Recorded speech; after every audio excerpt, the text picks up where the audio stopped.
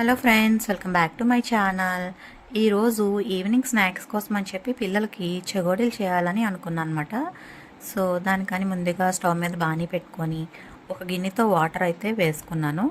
అదే గిన్నెతో వరిపిండి కూడా తీసుకొని పక్కన పెట్టుకున్నాను. ఈ వాటర్లోని కొంచెం కారం వేసుకొని దాంట్లో కొంచెం టేస్ట్కి సరిపడంత సాల్ట్ కూడా వేసుకోవాలి. అలాగే పప్పు ఉంటుంది కదా, ఆ పప్పు కూడా వేసుకోవాలి. మీకు కావాలంటే వేసుకోండి, లేదా ఉత్తివే కావాలంటే కనుక వదిలేసేయండి.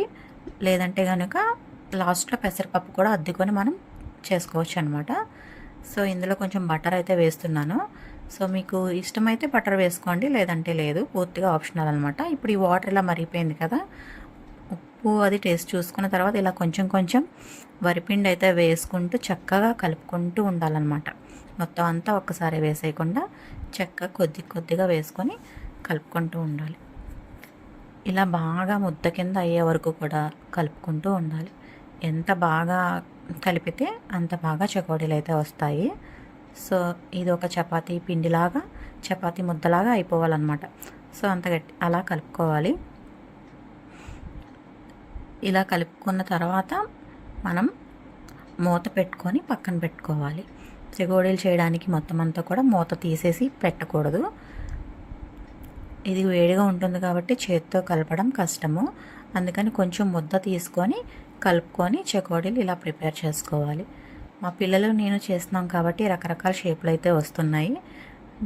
కానీ పిల్లలు కూడా రావాలి కదా అని చేయమని చెప్పాను. సో వాళ్ళైతే ఇలా ట్రై చేస్తున్నారు.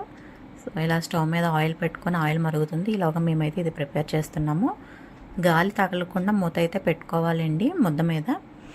సో ఇలా ఆయిల్ మరిగిన తర్వాత చెగోడీలను అయితే వేసుకొని చక్కగా ఫ్రై అవనివ్వాలి. కొంచెం లైట్గా సిమ్లో పెట్టుకోండి, మరి హైలో పెట్టుకుంటే మాడిపోతాయి. మరి ఈవినింగ్ స్నాక్స్ అయితే రెడీ అయిపోతున్నాయి. మరి మన స్నాక్ ఐటమ్ ఎలా ఉందో కామెంట్ సెక్షన్లో కామెంట్ చేయండి, లైక్ చేయండి, షేర్ చేయండి, సబ్స్క్రైబ్ చేసుకోవడం మర్చిపోకండి. కరకరలాడే చెకోడీలు రెడీ అయిపోయాయి.